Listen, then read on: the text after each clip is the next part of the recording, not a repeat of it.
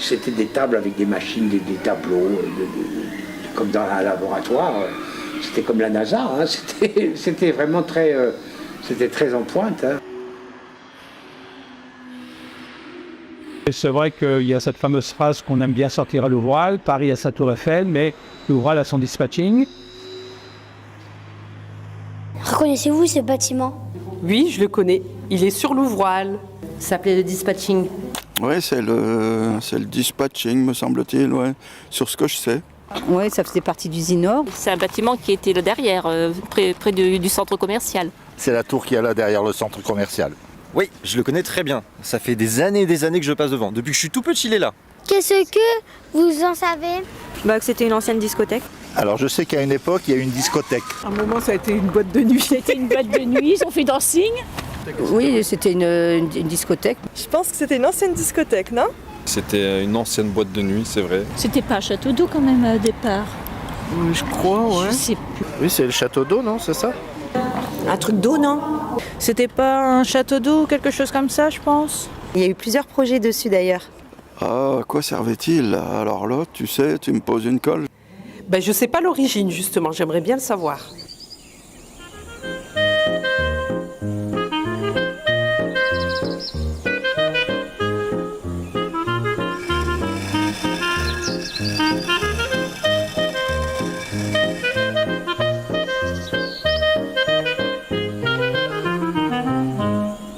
Au départ, dans les années 60, il était un des éléments d'un haut fourneau, et même à l'époque, l'élément principal du haut fourneau le plus moderne d'Europe. Donc, quand on recevait du minerai, il était étudié. Quand on recevait du charbon, qui était déjà du coke, il était étudié. Et on faisait le mix, on dispatchait, on faisait le mix dans des proportions idéales pour avoir la meilleure qualité d'acier possible. C'était un truc révolutionnaire parce qu'avant, comme j'expliquais aux enfants, on entassait du minerai, on entassait du coke, on entassait du minerai, et puis il n'y avait pas, c'était au doigt mouillé, hein, c'était pas, on était au 19e siècle. Il faut se rappeler que le bassin industriel de la Sambre a été quand même pendant 150 ans, en gros, des années 1830, 1840 jusque les années 1980, a été quand même un centre d'industrie français très très important, au même titre que ce qui se passait en Lorraine ou dans d'autres pays. Et c'est vrai il est vrai qu'ici dans le Val de Sambre, dans le bassin de la Sambre, comme on l'appelait à l'époque, il y avait énormément d'entreprises.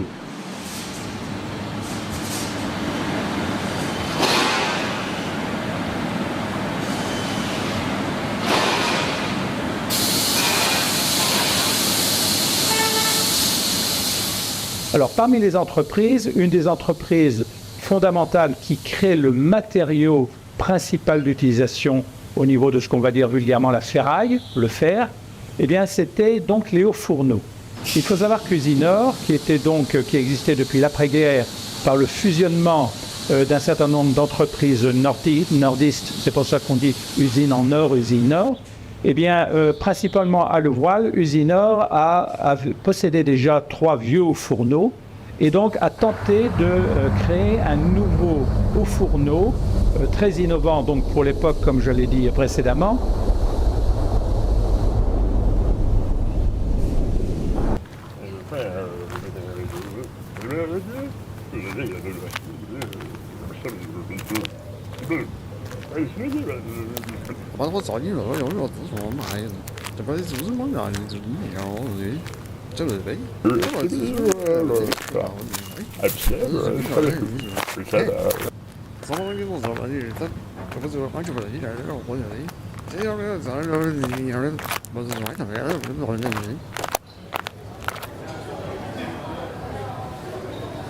Un haut fourneau, c'est ce qui permet de fondre le métal avec du minerai, avec du coke, de manière à liquéfier ce minerai pour en avoir ce qu'on appelle du laitier. Et le laitier, une fois reformé par refroidissement, crée des pièces de fonte qui vont être usinées, laminées, etc. dans les usines métallurgiques. Alors, dans un haut fourneau, pour être assez court, on va dire qu'en gros, il y a 5 parties. Le dispatching, qui est la pièce numéro 1, qui était donc un silo doseur répartiteur de minerais et de fer. Ensuite, il était accompagné du haut fourneau principalement où l'on brûlait vraiment le coq qui permettait de liquéfier le minerai de fer. Donc ces 2 grandes parties du haut fourneau étaient accompagnées d'un château d'eau pour les divers refroidissants, également d'une flammeuse qui permettait de brûler le gaz combustible. Et la 5e partie, c'était donc tout simplement une série de chevalements qui permettait par wagonnet de faire monter le minerai de fer et le coq sur le haut du dispatching, lesquels étaient stockés dans une douzaine de cases, d'énormes cases, d'énormes silos, permettaient également d'être dosés, puis répartis dans un autre chevalement qui permettait de monter le mélange dans le haut fourneau pour être véritablement fondu. Tout ça, c'était quand même durant ce qu'on appelait les 30 Glorieuses, où la France, l'Europe, le monde était en train de se reconstruire et donc il fallait produire. Alors, comme je viens de le dire, le haut fourneau le plus moderne d'Europe a effectivement fonctionné pendant 15 ans, pendant une quinzaine d'années, avec une production donc maximale, comme on vient de le dire. Et c'est vrai que le haut fourneau le plus moderne d'Europe dépendait quand même de la grande usine Usinor Louvroil, implantée quand même sur 52 hectares. 52 hectares à la louche, c'est quand même 52 stades de foot, vraiment de grandeur nature. Et à l'époque, le nombre d'ouvriers qui travaillaient sur l'ensemble de ce site, c'était quand même 5000 personnes. Bon. Sur le haut fourneau le plus moderne d'Europe, environ 250 travaillaient.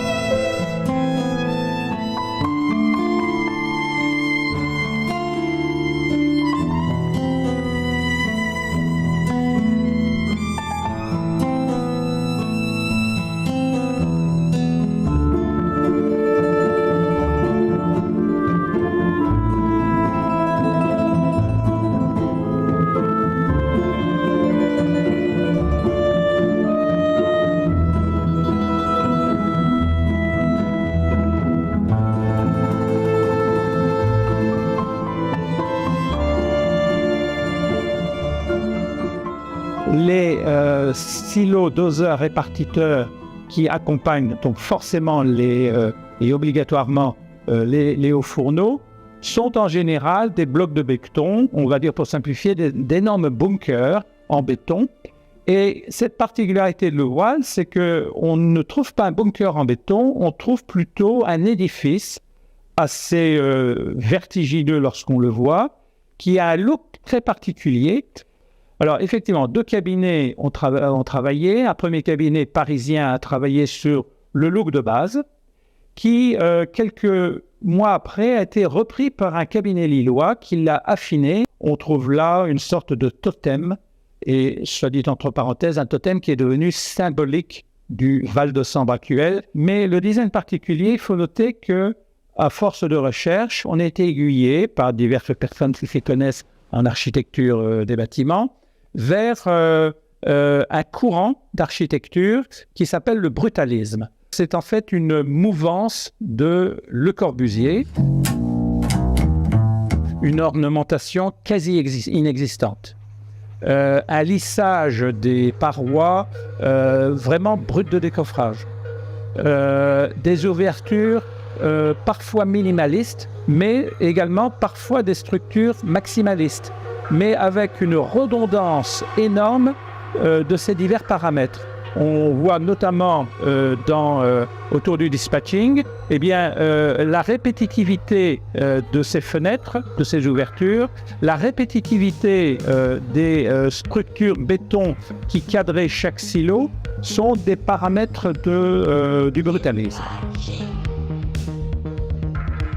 Mais on se demande pourquoi effectivement, à un moment donné, le commanditaire qui était Usinor a souhaité que les architectes, les cabinets d'architectes, puissent travailler sur une sorte d'œuvre d'art architectural. La seule réponse indirecte qu'on ait pu avoir, c'est simplement le fait que dans les années 60, la réclame, on dit maintenant la publicité, on dit maintenant la pub, d'accord, notamment la réclame publicitaire communicationnelle des entreprises passait par diverses manifestations, comme par exemple des portes ouvertes, mais passait aussi par des gadgets. Également, on a assisté à des commandes architecturales particulières qui mettaient en avant l'entreprise et qui signifiaient l'entreprise d'abord. C'était une carte de visite.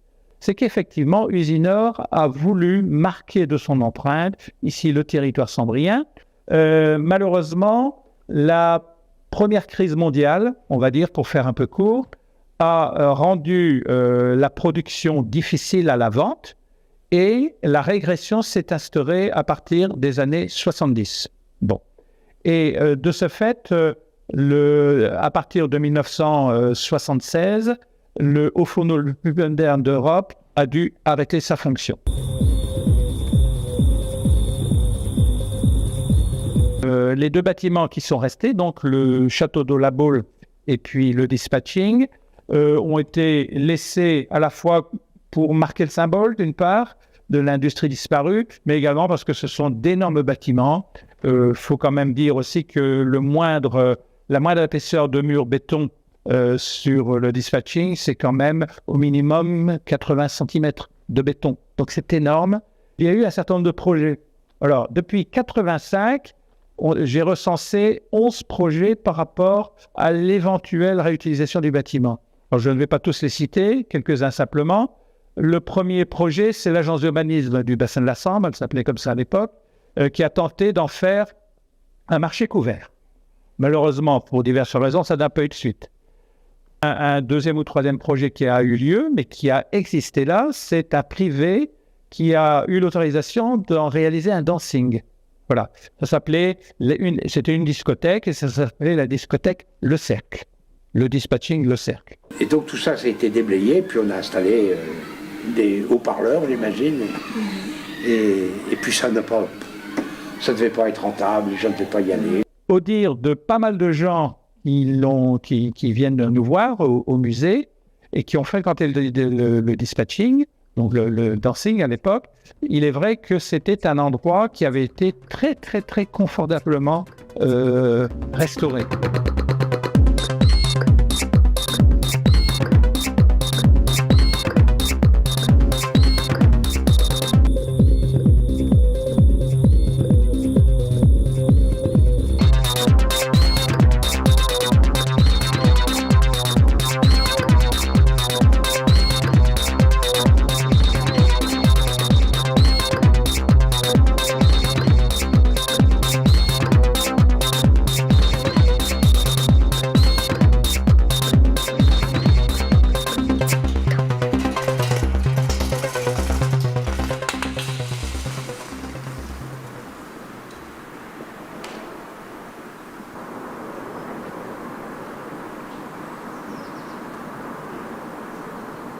Maintenant, c'est un squat, mais on aperçoit encore quelques traces de ces aspects un peu luxueux.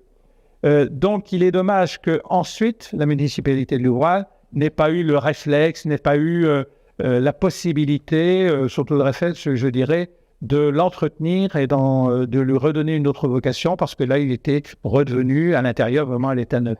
J'en profite pour dire que Muséam, donc le musée patrimonial de Louvroil, est en train de tenter de requalifier le dispatching et donc a déposé déjà un premier dossier à la mission Berne, qui est adossé à la Fondation du patrimoine, et est en accointance actuellement avec la municipalité de Louvroil et également l'agglomération du Val-de-Sambre pour tenter d'en faire véritablement, de lui redonner une vie sur la base d'un concept bien précis.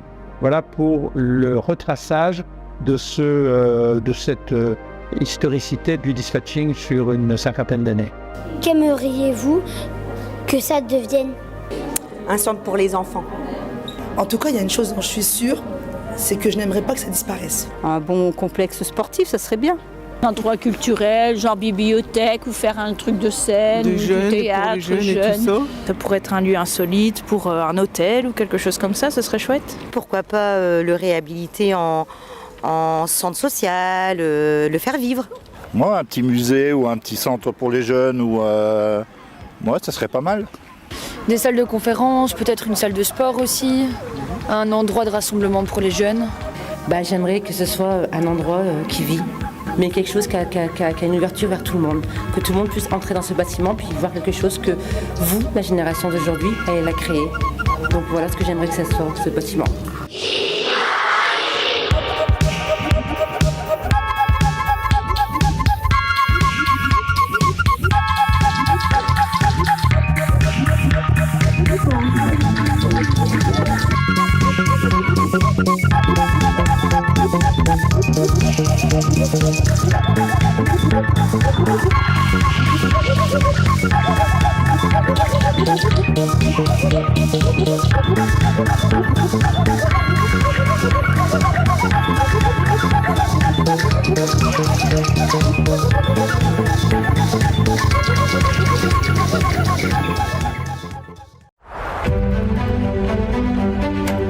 Lorsqu'on est au pied, qu'on se sent écrasé par la masse de béton, c'est quelque chose qui appartient vraiment au patrimoine de Louvroil. Le cœur d'une usine florissante dans les années 60 est aujourd'hui une drôle de tour abandonnée. C'est l'histoire du dispatching que beaucoup confondent avec un château d'eau. Ça n'en est pas du tout un, on vous raconte. Ils ont marqué le paysage et la vie des habitants du Nord-Pas-de-Calais, mais sont aujourd'hui à l'abandon. Avec Zone Fantôme, on vous emmène explorer ces lieux en friche avec celles et ceux qui veulent les sauver.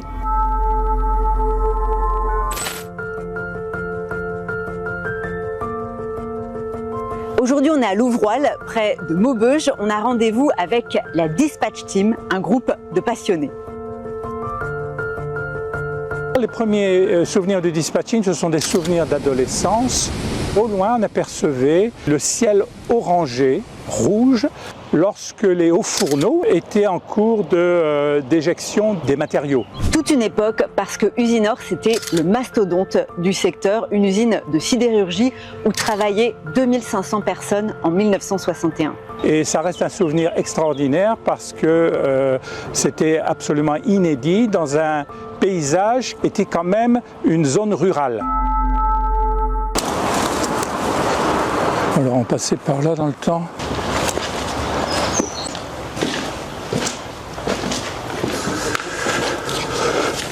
Alors faites attention, il y a des trous partout quand même.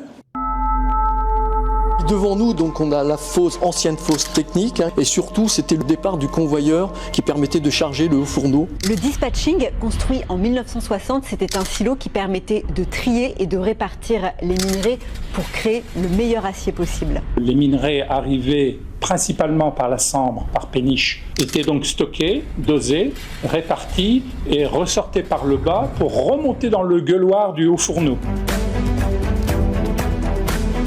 Première fois que je suis venu ici voir avec Dominique, moi ce qui m'a marqué, j'ai fait tout de suite un peu le rapprochement avec ces constructions du style basse sous-marine, ces gros morceaux, ces gros poteaux, toutes ces grosses poutres porteuses.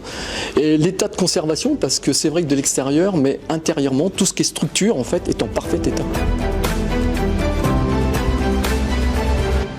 En 1969, la production déménage à Dunkerque. En 1977, Usinor Louvroil ferme définitivement. Tout est dynamité, tout sauf le château d'eau et le dispatching.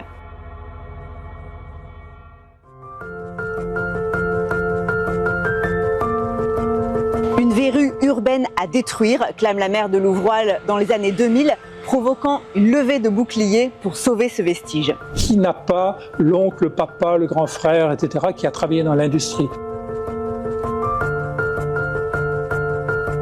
Verrue urbaine, oui, mais élément phare, élément symbolique et vraiment monument architectural unique en France et même unique en Europe. Nous souhaiterions le remettre en valeur. Depuis la fin des années 70, le dispatching survit dans le paysage. Il a aussi été une discothèque, un dancing, le Cercle, entre 1993 et 1996. La seule photo qu'on ait pu retrouver, c'est cette vue ici.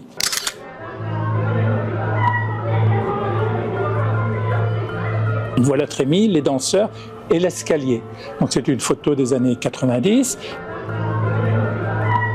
On a recensé 11 projets allant de halles et des halles maraîchères, le siège de l'Aglo, aussi un restaurant panoramique. Il n'y en a eu qu'un qui a été effectivement réalisé par un particulier, par un privé. Ce particulier a fait énormément de travaux à l'époque pour transformer toute la partie basse en dancing. Tout ça c'était rajouté, c'est fait plafond.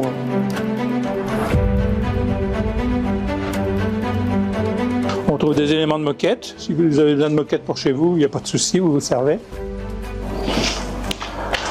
Alors on retrouve un certain nombre d'éléments de parquet, vous voyez. Pour l'époque des années 90, c'était assez luxueux entre guillemets. En fait, il n'a fonctionné que 2 ans et demi malheureusement. Un certain nombre de choses un peu louches ont été détectées à l'époque et donc il y a eu donc une fermeture administrative. Aujourd'hui, l'association rêverait d'en faire un mini-musée de l'industrie. On a quand même 150 années d'industrie ici le long de la Sambre.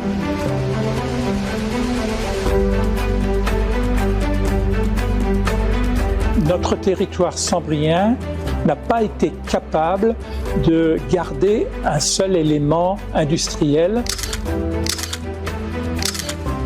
Aujourd'hui, le temps s'est arrêté au pied du dispatching, seul vestige au bord de la zone commerciale d'un âge d'or et d'un déclin qui a marqué la Sambre. C'est quelque chose qui reflète quand même à la fois des souvenirs, à la fois des interrogations. Familièrement parlant, il fait partie des meubles. Nous pensons à Muséum qu'il a encore un avenir.